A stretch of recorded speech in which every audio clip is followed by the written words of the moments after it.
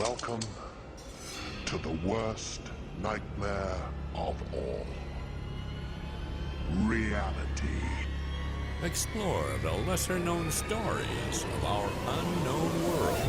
Join the pursuit of the paranormal with Ash and Greg.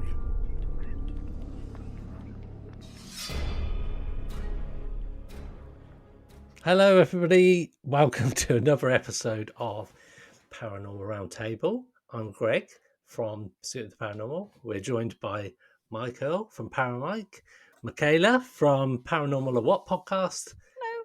and as ever, Ashley from Pursuit of the Paranormal podcast. Good evening, Gregory. Sunday names. Yeah, that isn't actually my name. Nobody believes it, but it's not actually my name. It's not on a passport. It's not on a driving license. Nowhere. Not even on Gregor? a birth certificate. No, just Greg. Gregor. Russian? Wow, there's something I need to tell you. Yes. How are we all? Good. Yeah, good. Awesome. Yeah. All Sure, okay. Yeah. everybody Sorry, sure? I wasn't trying to jump in front of people because I normally have a habit of talking over people. So I was I like, do that. I'll wait for everyone else. I know I do that as well. And I listen back to podcasts on it. Next time I'm not going to do that. And then there I am cutting in. So I do apologise. Sat there cringing at myself over doing it. Yeah. So there's the four of us today, and we are going to talk about what makes a location haunted. And we'll talk around that. And Michaela is going to talk around a recent investigation that she's been on. So, and what happened on that. We don't even know yet because we haven't even talked about it. We're going to talk about it as it happens. So that'll be cool. That'll be cool. So before we do, what do we think makes a haunted location? Now, is it the contents? And the reason I say contents is because we went to the Stoke Museum that we talked about previously, and it's got all manner of content from weird environments, 30 East Drive door, all that kind of stuff. And I just wonder if that trumps the location or whether it's the people in it. I don't know. What do you think? I think you might have rested your phone on something because you've hit the thumbs up on the Facebook group chat quite a number of times, Greg. How did I do that? I have no idea, but we're all looking going, what the fuck's that? Because we can hear doo-ding, doo-ding, doo-ding every 5 seconds. I do apologise. I'll cut that out. That was 2 minutes in. That's not a great start. It's not a great start, is it? All right. Thanks, guys. Thanks. Okay, now, like children. So what was the question? The question was, what makes a location haunted? Do we think it's the content? So, like, we went to the Stoke Museum the other week, actually, and it's got all manner of haunted contents, and varying from 30 East Drive's front door, Ed and Lorraine Warren's personal effects, that kind of thing. And I wonder if that has more of a bearing on it than the location itself, or whether the inhabitants. So around Parkgeists, from some of the main stories, they seem to centre around certain people. And I just thought that'd be a good topic of conversation as to what specifically makes it haunted. Is it a combination of all three things? Is there something else that makes it haunted? And just because somebody says a place is haunted, what is there a kind of checklist that you could say, does it need to be in one of those three categories to make it haunted, or is it something else? So I will throw the floor open. Michaela, I'll let you field it first because I'm on here all the time and talk too much. I don't know whether my answer is particularly inspired, but I think it depends on the place. I think different things make different places haunted. I think that obviously there could be residual hauntings, which are maybe in the fabric of the building. There could be entities that follow people around. There could be something on the land. So regardless of what the structure of the house is, maybe it's the land that's haunted. So I'm a short answer would be I think it depends on each different case. I don't think that you could set up a sort of general list for Yeah. what makes something haunted. And there might be a haunted object in there. I know some people don't really believe that. I think that objects can be haunted. I don't think it has to be some creepy doll or whatever. I think that things can attach themselves to material objects. If a spirit can attach itself to a house, which is just a bigger version of an object, surely it can attach to another object that's smaller. So I think there's lots and lots of different. You'd have to sort of do it on a case by case scenario, really.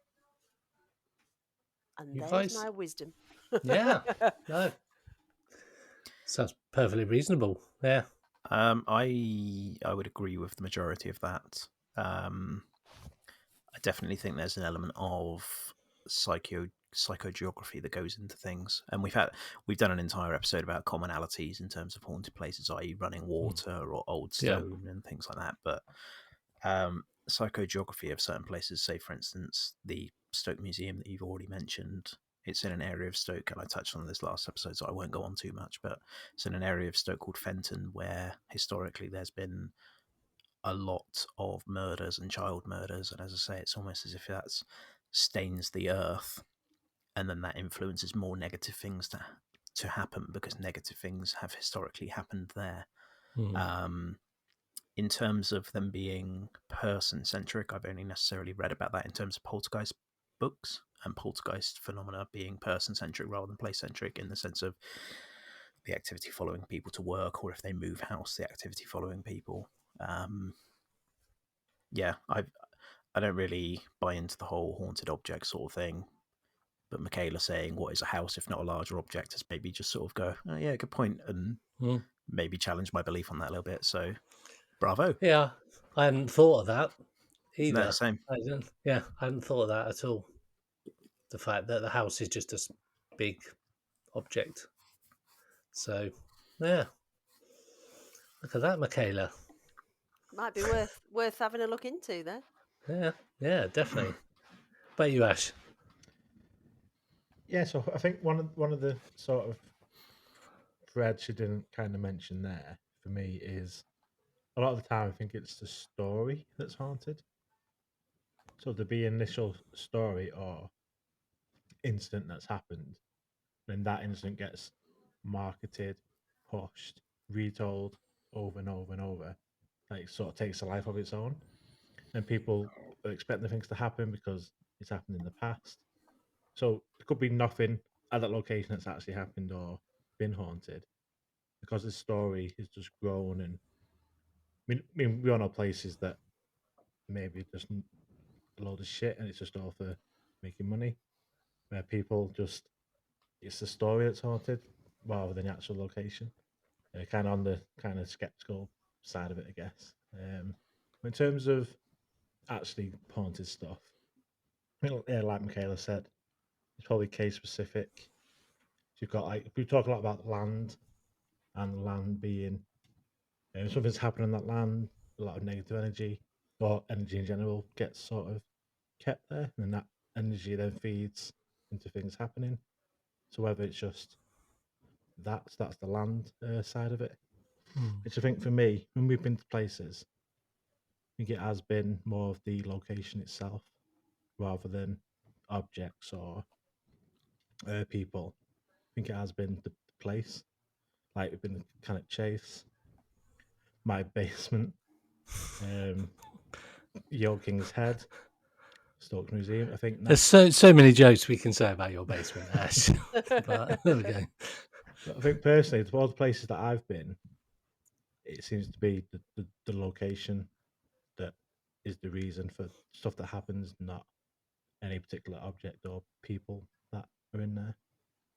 Okay, so we all, well, Mike and Ash talking about that, but we went to Stoke Museum, and that is basing itself on the fact that it's got loads of haunted objects, and we had interesting experiences in there. So, are you saying that potentially it's not anything to do with those objects, and it's the building itself? Because if that's the case, I know some weird shit's happened in that building, but what's the point of having all these haunted objects as such, or these weird dark objects, if they serve no purpose? I think the first point, like Mike said, that area of Stoke where there's been lots of child murders, weird stuff happening. That's Mhm. surely got to be the area, the land, rather than not even the building. Obviously, bigger than the building itself, the Mhm. whole area, and the objects in there. I mean, it adds to. I mean, it's a museum. Like you have a museum of dinosaurs. Yeah, so it is like their their day job as a museum is obviously the museum. You can go and see these objects. Yeah. Yeah, they got these Yeah. like the door from 30 Years Drive, all this Ed and Lorraine, Ed and Lorraine Warren stuff. That's in there, which is cool. Yeah. But I just think they may be haunted. I think from my own experience, it's just been more the location rather than haunted objects. And having that stuff in there is cool to see, and it could add to it. Yeah. Just to interject on that as well, I believe there are documented like murders inside of the Stoke Museum, so it's not as if things haven't happened there. Yeah. And also, I'm pretty sure I said on a previous episode, maybe it's a combination of haunted building plus a bunch of haunted items, and they just bounce off each other constantly and just essentially set each other off. You know what I mean?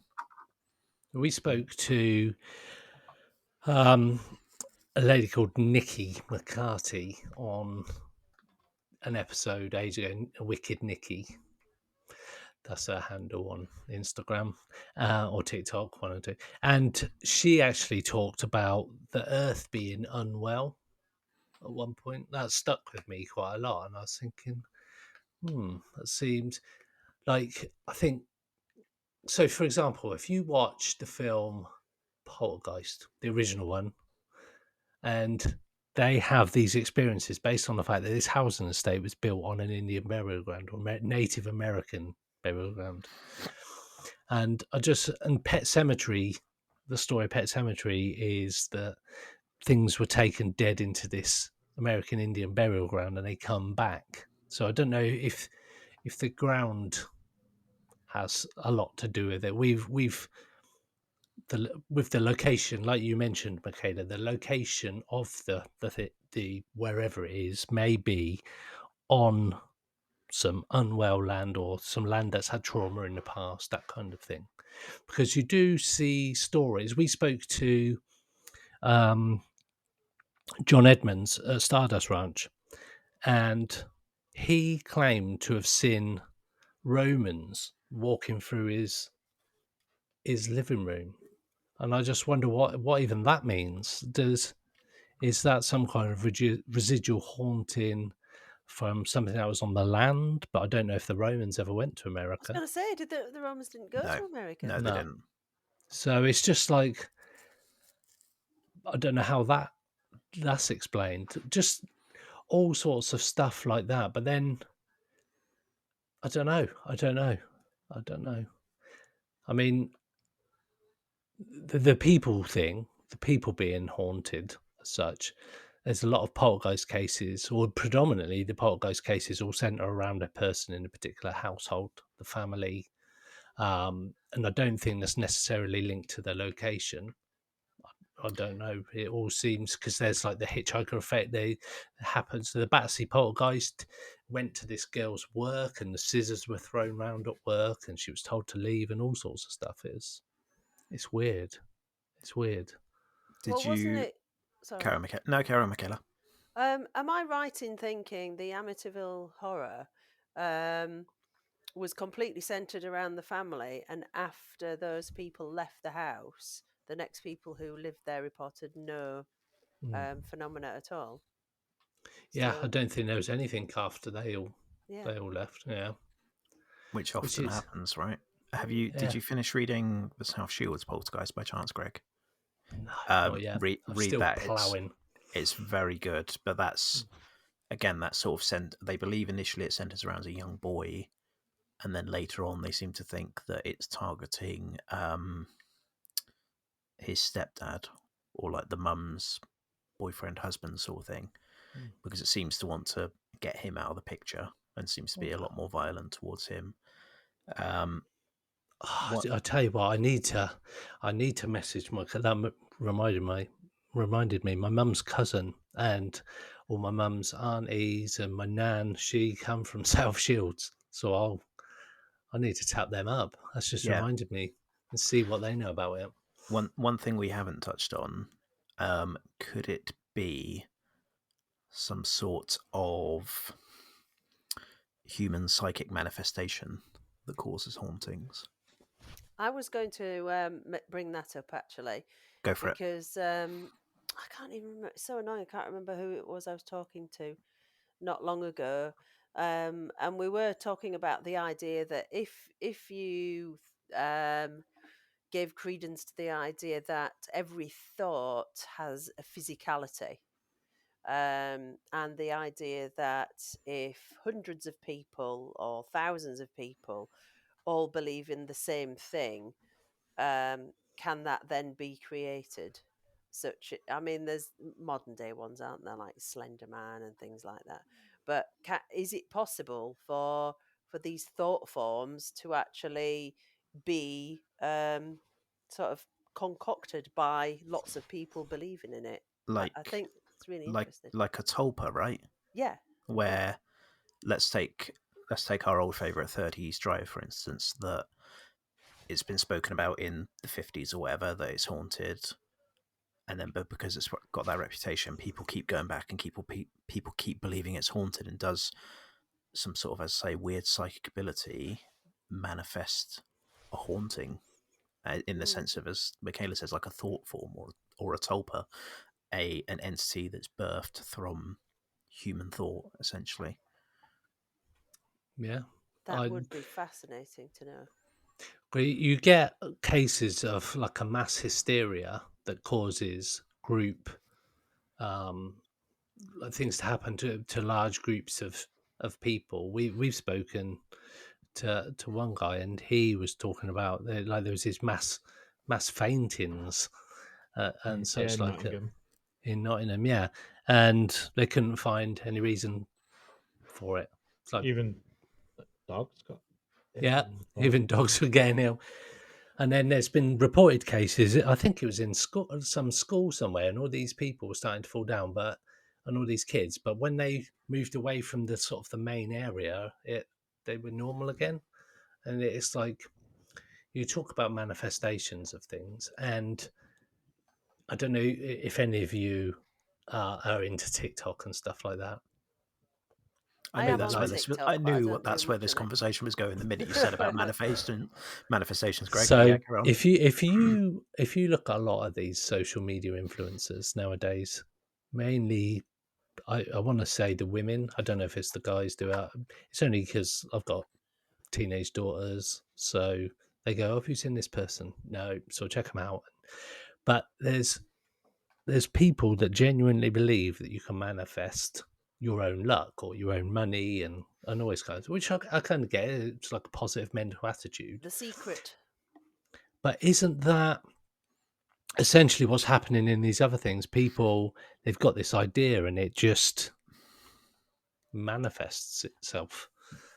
Well, like the law of attraction stuff, right? Where if you can sort of visualize yourself as having a lot of money, then for some people that becomes true. And whether that's a case of because it starts to enter your subconscious or your psyche, you then start to make moves to get you to that point, consciously or unconsciously. It's a big thing, and I've seen it happen with people where they can manifest something that they want into reality, but I don't necessarily know if that's a psychological trick that because you're thinking about it constantly and manifesting it, that then changes your brain pattern to make you take steps to getting there. So would that be the same in the case of some kind of haunting that you go, well, I can hear that knocking noise. Let's Is that a ghost? And then over time, your brain's just going, that can't be the house making that noise. It's got to be something. let's take it back to Stoke, the Stoke Haunted Museum, and when we're downstairs going, "Can you knock again, please?" and it's on command.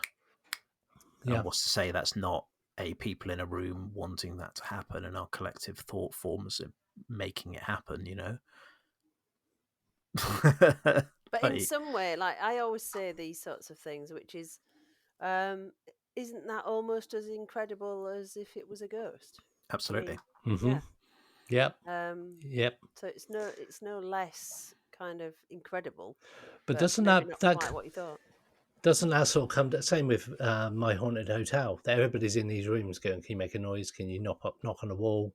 And that many people, and that was suggested when we spoke to the girls to investigate. They were talking about the fact that is it because over the years at these kind of locations that people have sort of said, "Can you knock on the wall? Can you knock? Can you tap?" That kind of thing. That it's become a thing. And maybe there's something leading into that as to why super skeptical people or people who don't necessarily believe in the paranormal who end up going on investigations sometimes have nothing happen because maybe because they don't think it's going to happen, it doesn't happen. Whereas the other thing can be said for people who wholeheartedly believe in the paranormal and floorboards creaking is paranormal to them. But or maybe they block it. Maybe they psychically block it. Yeah. Do Potentially. you know what would be really interesting is if somebody did an investigation at My Haunted Hotel, but it was a silent investigation. So for the whole night, nobody asked anything, nobody provoked anything. People just observed what, if anything, happened. That would be really interesting, actually. Yeah, absolutely. And unfortunately, I've not really done it, but I've toyed with the idea of, I think I might mention this before, going on an investigation and not actually doing any calling out. Yeah, just having a chat as normal. Just having a chat and just, oh yeah, how you doing? How's the kids? Blah, blah, blah. And just seeing if activity starts happening around you. Because again, that'll be less in line of you trying to manifest something by going, oh, if you're here, can you knock for us? And actually asking for it.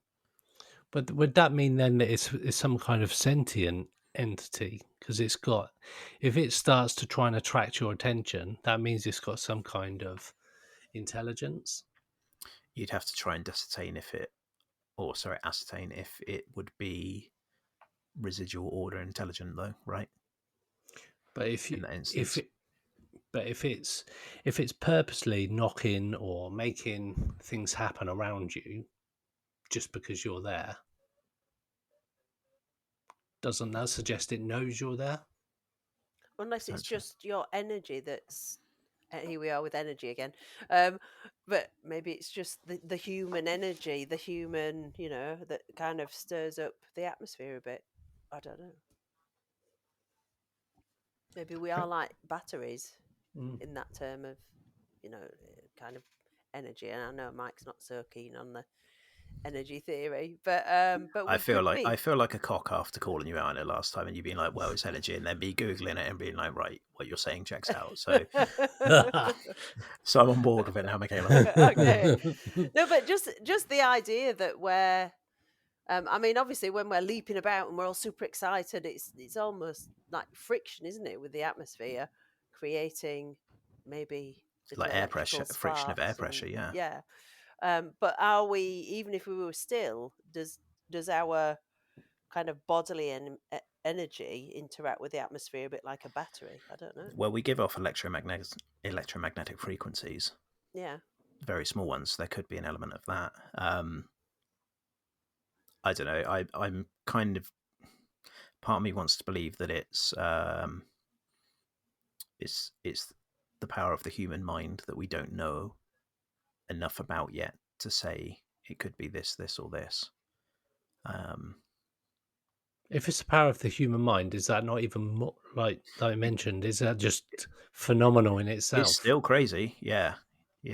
Like, not to not to bang on again, but from doing like some of the mediumship psychic stuff, and then starting to believe that the concept of God is just a consciousness, a cloud of consciousness somewhere where the spirits or souls or consciousness of whoever passes away goes up into this conscious cloud, and it's just a mass collection of consciousness that can be tapped into. Yeah. We're all getting What a bit existentialist now, We aren't we? are, It's yeah. all getting a bit deep. I'm starting to just sit here, and I'm not Yeah. really too sure where I fit into the universe anymore. Mate, But when interestingly, when you start to think about how little we actually know about fucking everything, it's insane. How much of our day-to-day, how much in your day-to-day life do you do just because it's based on a theory by someone somewhere? And Yeah. it's just like, fuck yeah.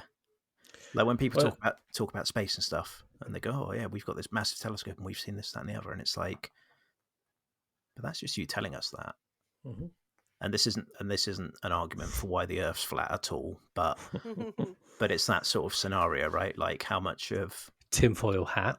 how much of our reality is just things that we're told and not actually subjected to. Absolutely. What blows my mind, and I know it's all maths, but they put the James Webb Telescope out in the L2 orbit and this point in space where basically gravity pulling you out and gravity pulling you in it's like a dead zone. So they can stick the telescope there And it won't move. and it won't move. How, and like you say, we're only told that that's happened. I don't know. I can't see the thing with my own eyes. I'm having to trust these people. I mean, we're going down a bit of a rabbit hole here, but going back to the manifestations, it's a very similar thing that's done in like C5, for example, with UFOs. That you start calling out, you're trying to manifest these craft, and it happens for a lot of people. But is that object in the sky any different to a haunt, like a ghost or a spirit or an entity in a house? That it's a concept of what your brain manifests it like from inside your mind out physically. I mean, it's possible that Nothing to say these it's not the same thing. yeah, It's just exactly. presenting itself in the way that you're asking it to. Yeah, because you're saying I want to see a craft in the sky, essentially. Or you interpret it in the way that is most comfortable for you. Mm-hmm. It is difficult to know. It's like the age old question of if a tree falls in a forest and there's nobody there, does it make a noise? It's like, well, we don't know because we weren't there. But if you Yeah, put a exactly. camera there, then someone is technically there, even though there isn't anyone there. So, But if the camera wasn't there, would it know that? Is it making a noise just because the camera's there? or is it? Yeah, is the tree going? Oh, well, there's no point in making a noise because nobody's Yeah. there to listen. Can't be asked. Is it main character theory where something like that, where like I can only see the room I'm in now, so the outside of my window, because the curtains are closed, I can't see it. So that might not exist. Therefore, it doesn't exist. Yeah. It only exists when I open the curtains and look outside. Yeah. It's not actually there until I see it. And that the whole world could be like that. So Are I'm you like, keeping you up, guys over here everyone? now because I'm talking to you. And When we also, stop talking, you guys cease to exist until we talk again. and also your brain. Oh, sorry, all your senses are basically sensors for your brain to be able to locate itself in a space that it's not aware of.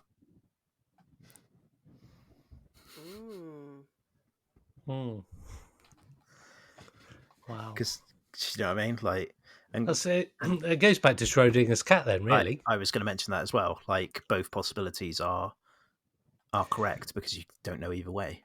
till you open that box, you don't know if the cat is either dead or alive. So technically, it's both at the same time. Yeah. Which is mental to think about. And I try to explain that to my kids, and they're like, well, it's got to be one of them. I said, it is one of them, but it's also both of them at the same time. Yeah. Because until the box is open, it's both.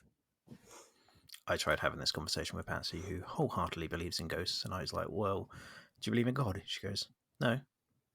I was like, "But the probability of them, or they're both equally as likely as each other." And she was like, "No, it can't be. No, ghosts are definitely more likely to be real than God." And I'm like, "No. We can't prove them either way. They're both equally likely. Both equally likely the same value. Like, Yeah, we don't know. Therefore, it's crazy, isn't it? We're mad. getting super deep for I know. a Tuesday. Wow. It's good, man. Mind-boggling.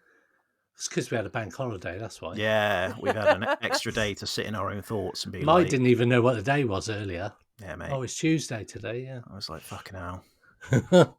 but but it's true though. It is a lot of it essentially created by the mind. I think that's it in a nutshell, isn't it? And a lot of hauntings can be put down. The people are just interpreting what they see and what they hear as something paranormal. And you see it across Facebook and social media a lot. The people going, "But I've seen this and this. I caught this on camera." And it's like it's just the way the light reflects off Yeah. the back of your iPhone. Or you say to somebody, "Did you take it on an iPhone?" They go, "Yeah, why?" How did I know that? Because that anomaly comes up It's everywhere. like that in an iPhone.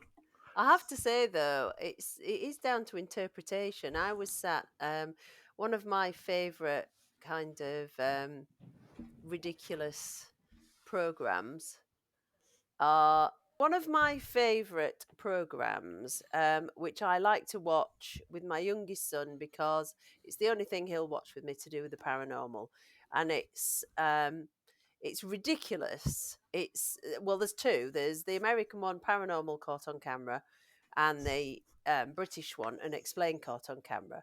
And I cannot get enough of those I programs love them. because I I love sit them. there and we were talking about the fact that it's all based on your own interpretation because I sit there and I go, oh, that's ridiculous. That's not a UFO.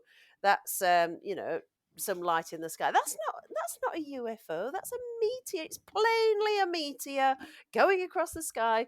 That's not a ghost. It's plainly blah, blah, blah, blah, blah. And then the next one will come and I'll go, oh, no, that's real. That's definitely real. Oh, my goodness. That's really freaky. And and then afterwards, if I was thinking about it sort of sensibly, it's like I have no idea what's real and what's not because I wasn't there filming those things.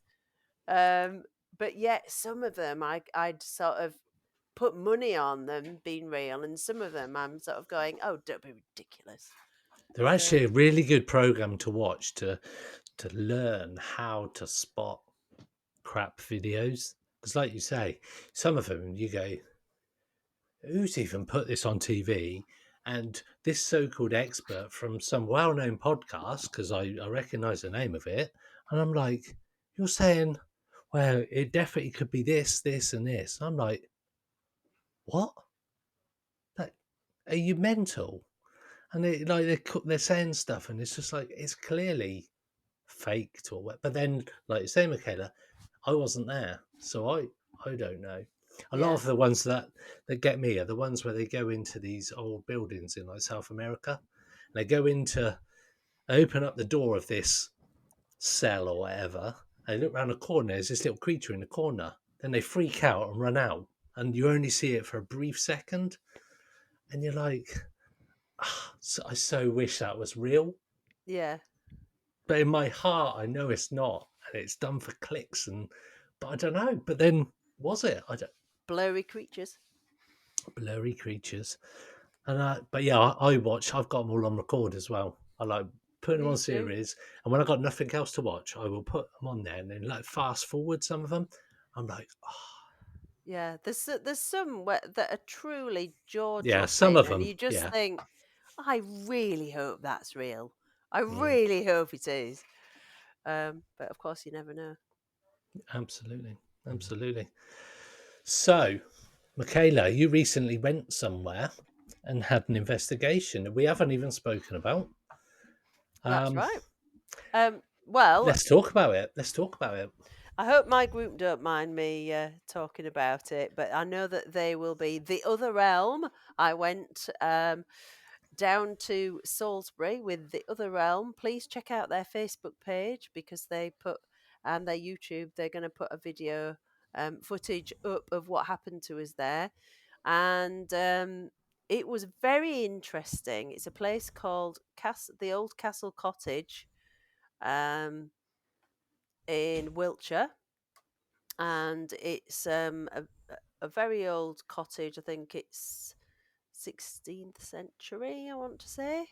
And it's built in the grounds of an old castle, which is no longer there, but the moat still stands around where the castle used to be.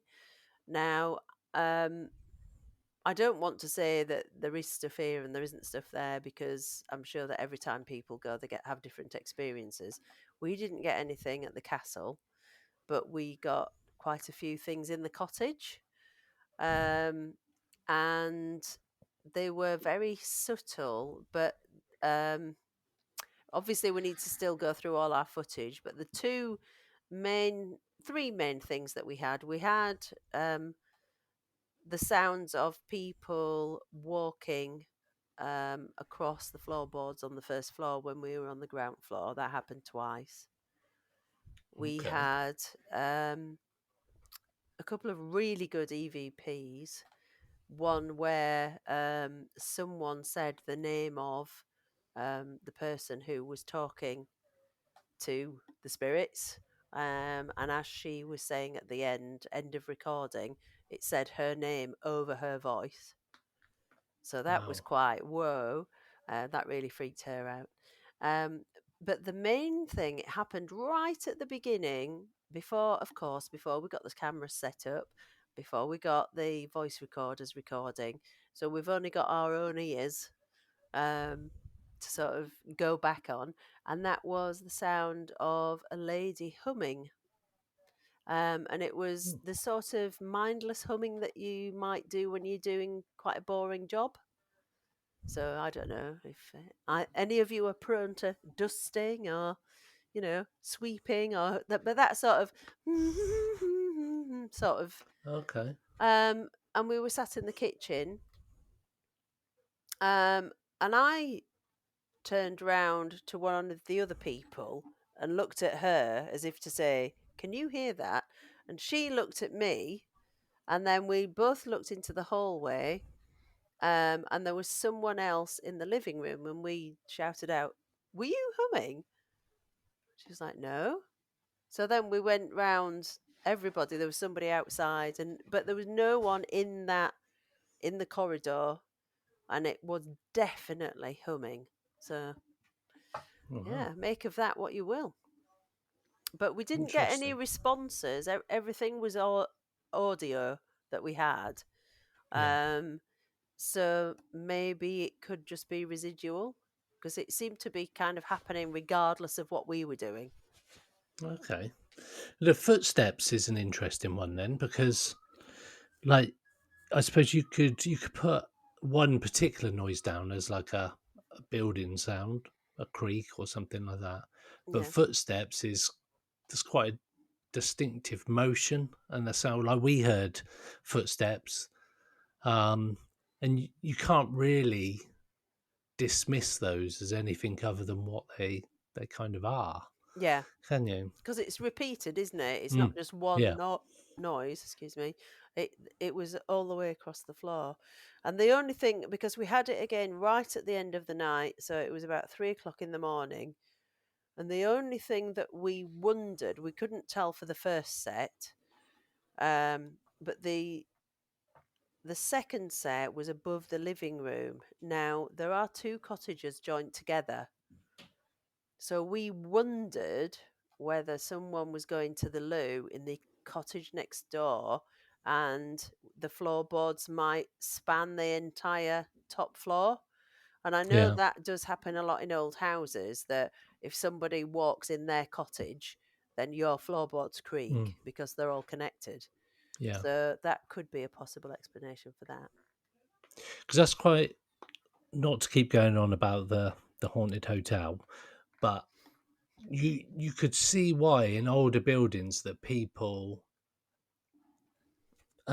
hear stuff, quite innocent stuff, and can be quite weird. And like you say, old buildings where they sort of span across multiple buildings. Yeah, because I mean the walls in a lot of the old buildings are super thick. Yeah. Like one of my nan's houses, they had like these real thick walls, and there was nothing getting through them. But upstairs and some of the floorboards, you could hear a mouse sort of walk across it because they were so squeaky and stuff like that.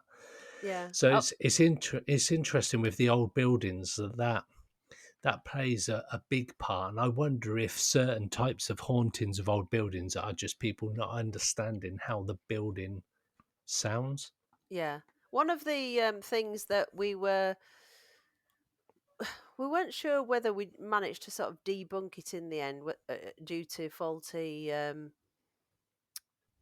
equipment, but in the main bedroom for about half an hour we had motion sensors and they were going off constantly um, when nobody was in the room, but we did reset them and then it didn't happen so much. So whether maybe there was a bout of activity and then it dissipated, or maybe it just was the equipment being a bit funny. But a lot of things, it's well worth going. It's not scary, it's just odd. It's like things were constantly happening in a different room to what you were in. So much so that you'd sort of be second guessing yourself, going, "Did I just hear that?" Like with the humming, everybody going, "Did everybody hear that humming?" And then you sort of going, "We did hear that humming, didn't we?" But it wasn't something that you could kind of catch. It was kind of it was always out of reach, which kind of made it more fascinating in a way.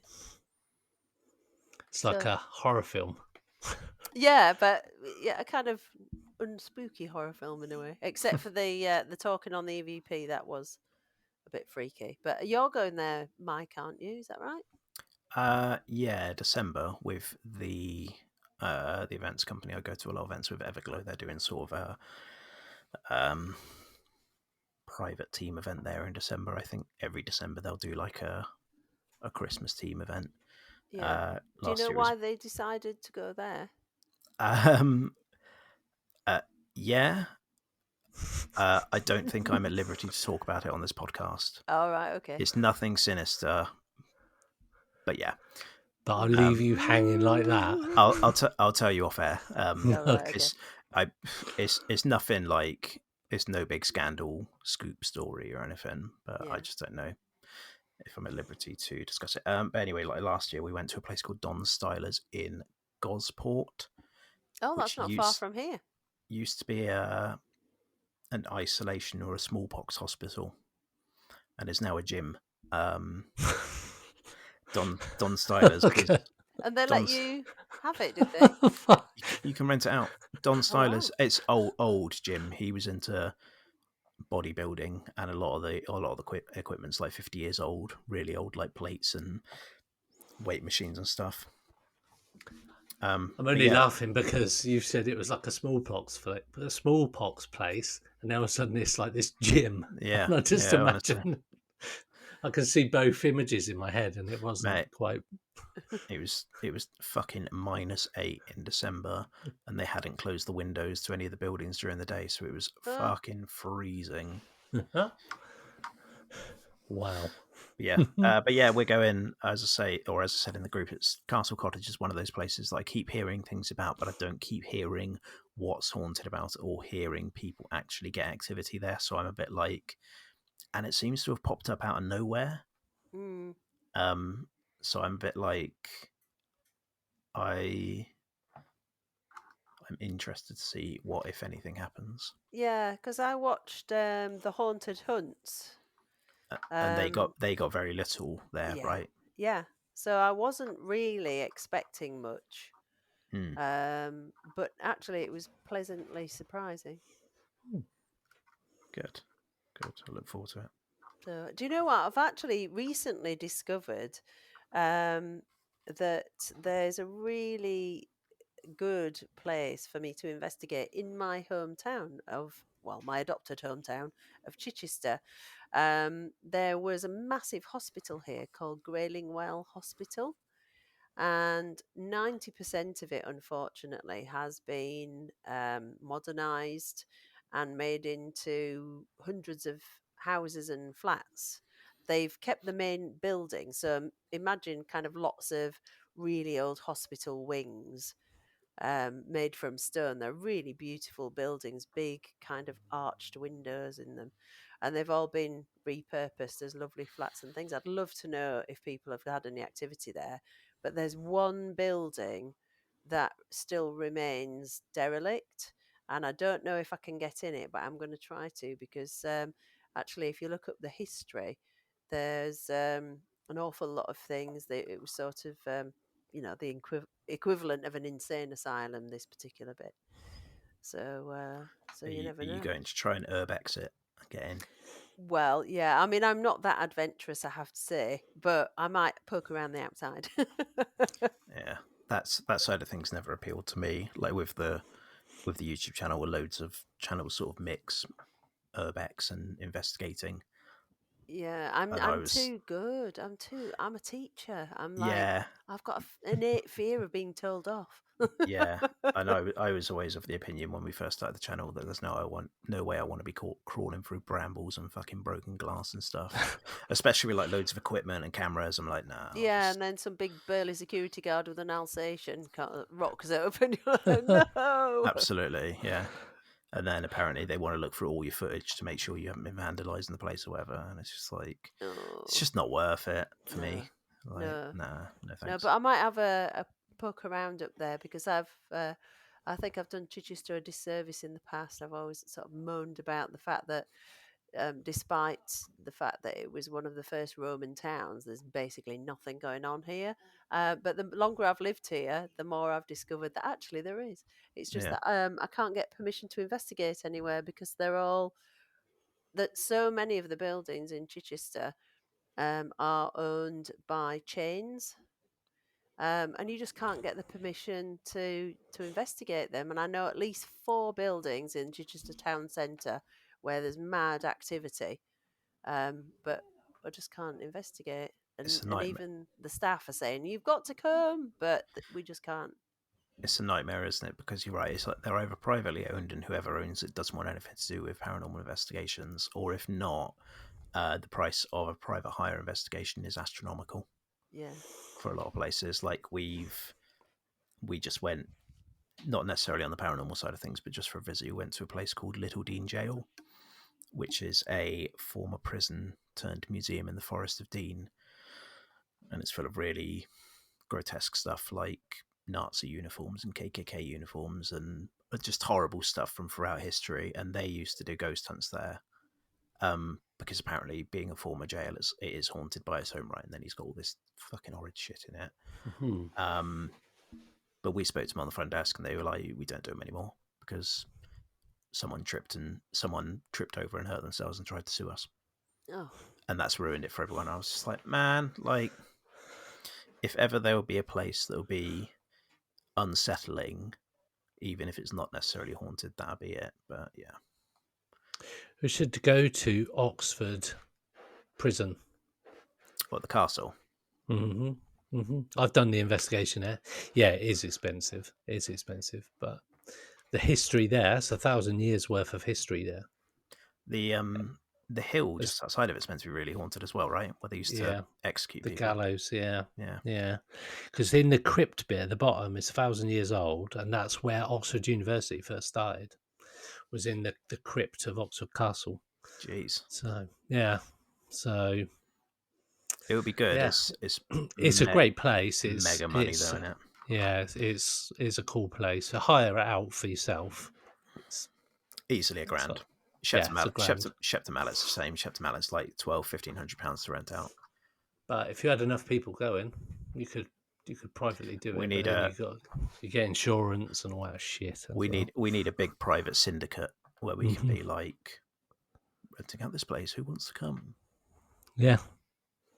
But yeah, even so, like, even you kind of look at that, and let's say, for instance, if you wanted to private hire Shepton Mallet Prison for £1,200 with a group of people you know to privately investigate it, and yeah, it'd be an experience. It's not like a public event where you're ever going to attempt to earn a bit of that money back. It's just like, Yeah, it's just everybody investing in a night out, and which potentially nothing may happen.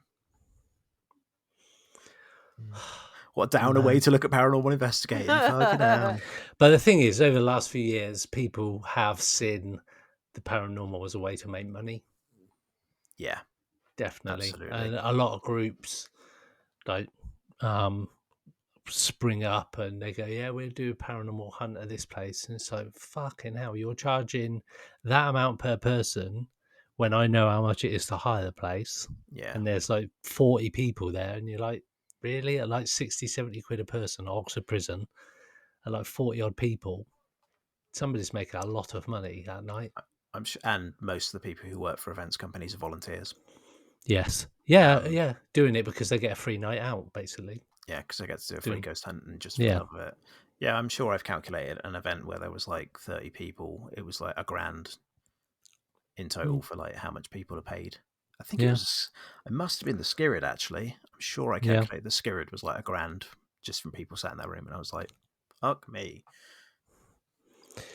But do you think that ruins it now, because it puts it out of the stretch of small teams? Like if just a few of you wanted to get together to go to a paranormal location, it kind of prices you out, and then you get some groups that have got a block booking on certain nights of the week at certain venues, like 30 East Drive. Certain nights are just blocked out for years. I'll be honest, they're probably sold out for the entirety of next year as well. Yeah. Well, Like, they're definitely sold out every Friday and Saturday next year because we looked into it. yeah. Yeah. It's mad.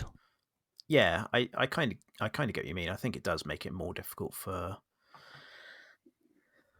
people who want to try and privately hire places, but also for smaller events groups, because they have to go to maybe lesser known locations and charge less for them because they're not as well known, or it's not like you Google Ghost Hunts England and it's haunted happenings that pops up, for instance. You know what I mean? So it's difficult to compete in that space. But then, my God, this is sounding like a business podcast now, isn't it? But then there is an events company I follow on Facebook that they in the last year seem to have almost done everything right and sold out Lancaster Castle on the night the Pendle witches, the night before their execution, and Lancaster Castle was where they were held the night before their execution, which was really recent. They managed to secure the booking and then B, sell it out. So I think there is still the opportunity to be able to do well, but yeah, it's like everything, it's difficult because there are usually, I find there are too many people at organised events, and you don't get anything. But then because of the price of places being so prohibitive, I mean, I've been in 3 investigation groups, and all of us in each group, we just end up going to all these outdoor places, like castles that have half fallen down, and woods and forests and places that are free but freezing and open to the weather, and you end up all stood around at 2 o'clock in the morning around some half ruined castle, like freezing your balls off. or you Been there. you might as well debunk everything because of the sound of nature. Yeah. You can't Yeah. you can't categorically say that anything is paranormal when you're open to the elements. Yeah, it's difficult. It's really difficult. I was going to say, we did the investigation last week, and that didn't cost me a penny because it was an outdoor Bigfoot hunt that we. Oh, went did on you last find week. it? Did you find anything? Did you find it? It was. I mean, I just like getting out there. Quite unusual because this was in Widnes, and if you think where might a Bigfoot be, I don't think you'd ever say Widnes, or anywhere kind of like that. Because the reason why I went up there was a lady had come to one of our UFO meetings, and she was talking about experience you had in Widnes. 3 of them. It's about 15 years ago. And at the top, what's called Pex Hill, which has an observatory at the top, run by Liverpool Astronomical Society. And it's like it's not much woodland. It's probably only a couple of acres worth of trees and forest, and there's a quarry at the bottom. But they were walking around. There's 3 of them. They just described it as a 7-foot hairy man came out off near the footpath, and they all just ran and got in the car and drove off. They were scared. So that's the reason why we were going up there. Now, when I was looking into was there anything else been seen, any other reports anywhere near Widnes, because it's just such a random little town in the northwest. And since the 70s, there's been reports of a Bigfoot-like creature in Cronton, which is literally 2 minutes from where Pexhill is.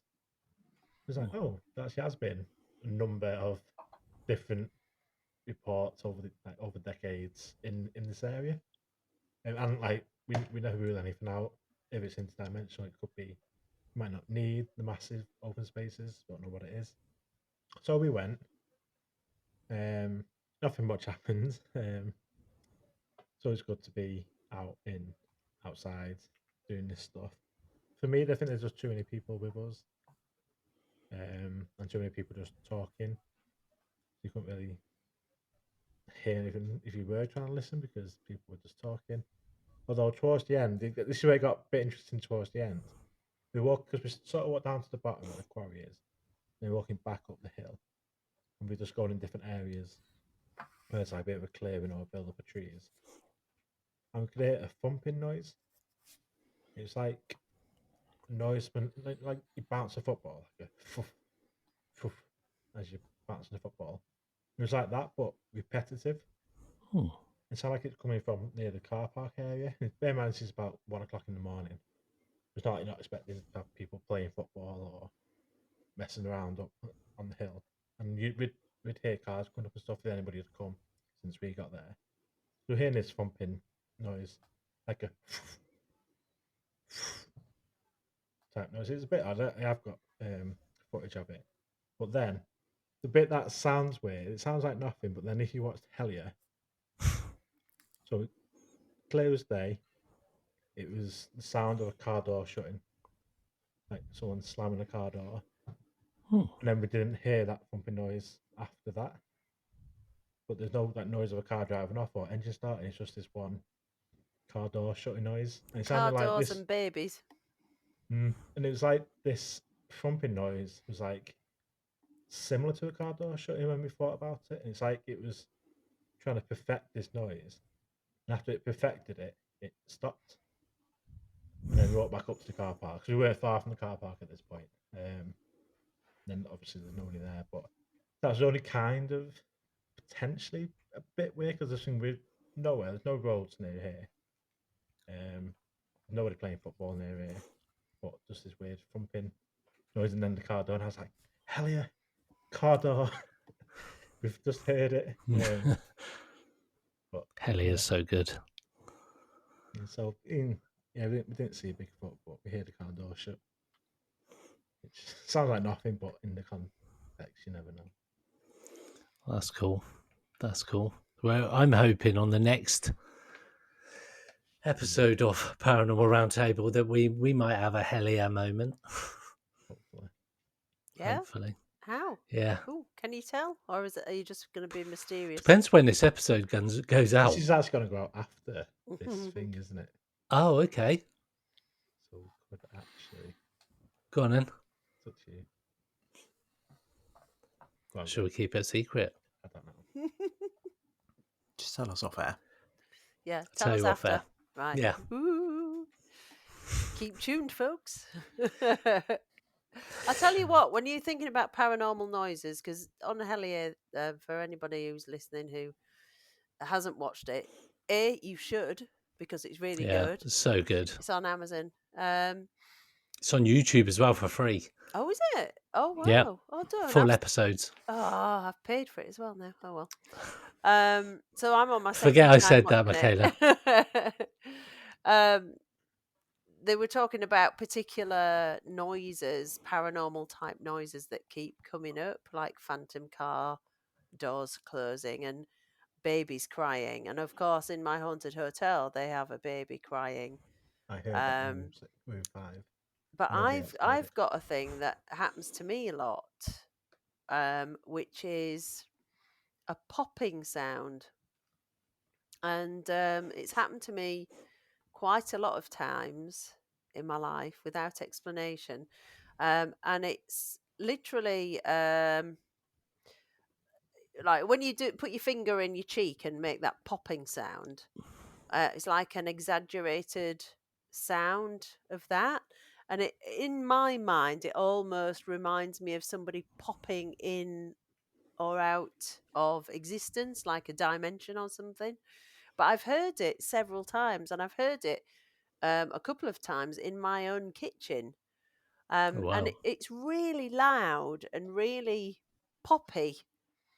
There was one particular time I was sat in the living room and I heard this pop. And I was like, "What the hell's that?" And it sounded like it came from the near the sink here. And I came in, I was like, "What the heck?" But it's happened to me quite a lot of times. So I don't know. What do you reckon about the idea that there are certain weird paranormal sounds that people have in common? I can tell you that when I first started getting into the whole psychic mediumship stuff, I'd be sat in the spare room playing video games, and I could swear I would hear Patsy say, like, call me and say, Mike. And I'd be like, fucking hell, okay. Take the headphones off. Go and go, did you call me? No? What are you on about? And it happened multiple times, and I'm like, what the fuck's going on? And I've, from reading into it and things, other people have experienced, other people who claim to be psychic or whatever, have experienced the sound of hearing their name called I've had that a lot of times as out well. of thin air. It's so weird, isn't it? Because you're like, what the fuck? You just call my name. Yeah. Yeah, especially when you've got a name as long as Michaela, because you're like Yes. that. Yeah. It wasn't It's not Mick, super common. it wasn't Yeah. Mickey, it was Michaela, and you're like, hang on a minute. No, it is. That Yeah. is very weird. But Anybody yeah, else? maybe Ash and Greg, have you had any No, weird paranormal sounds? I'm about you two are as so in closed tune. off. I'm in tune with the paranormal like a brick is. But no, I haven't. No, I haven't really. No, I can't say that I have, but I'm not. I don't class myself as a very open person. A lot of people will probably tell you that as well.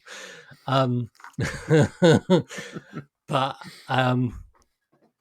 yeah, like I don't think spiritually I'm very. Cause I'm still fairly young in my journey of the paranormal. I think in terms of really getting deep in it, like the last few years when we've been doing the podcast is where I always had an interest. I always watched programs, all that kind of stuff, and it always fascinated me. But I was never really invested in it like I have been the last few years. So I think I think I'm still finding my way.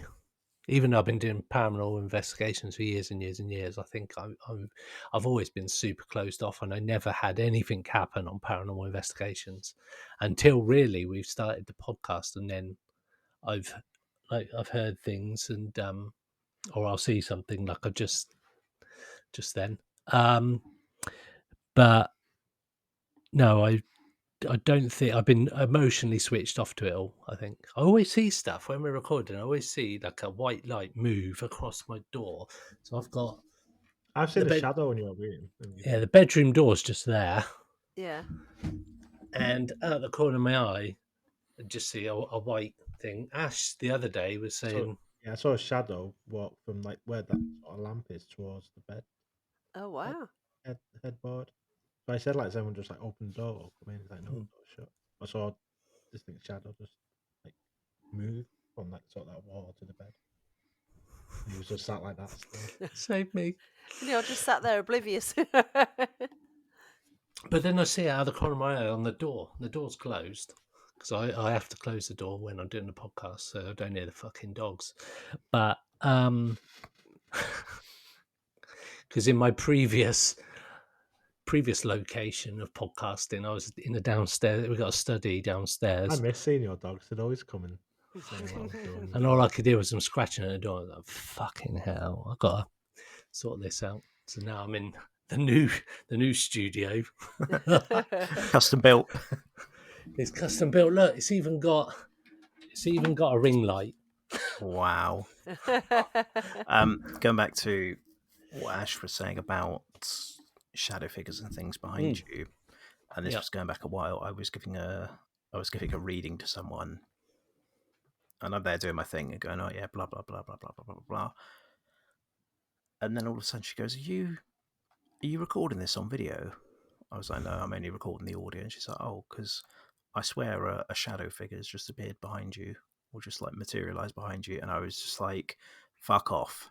Don't fucking tell me that sort of shit, because I don't want to be dealing with that when I'm at home. If I can go to a location and deal with it and then leave it there, that's fine. But fuck me." I was like, "No, shut up."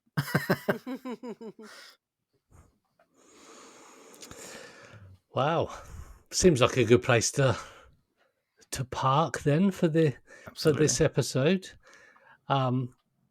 Yeah, I think we've done really well, guys. We've been everywhere. We've even touched C5, which is And Bigfoot.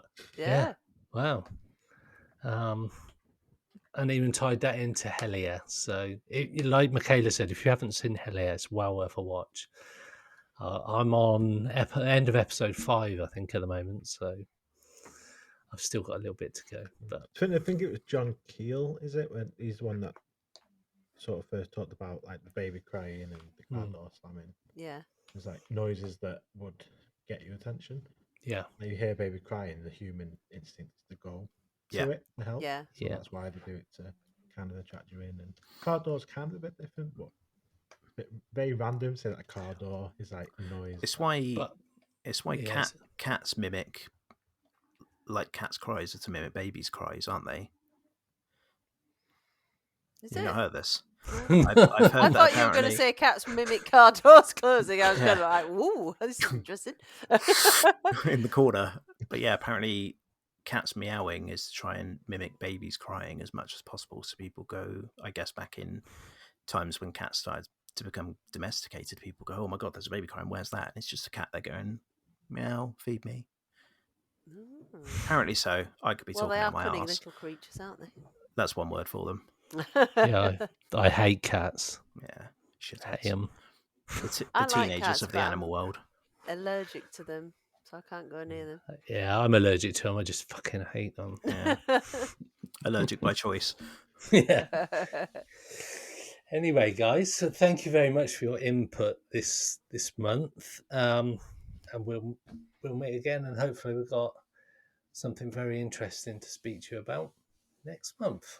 But yeah, thanks for joining us, and everybody's links will be in the show notes as always. And yeah, see you guys next month. Yeah. See you later. See you later. Bye. Bye. Pursuit of the Paranormal with Ash and Greg.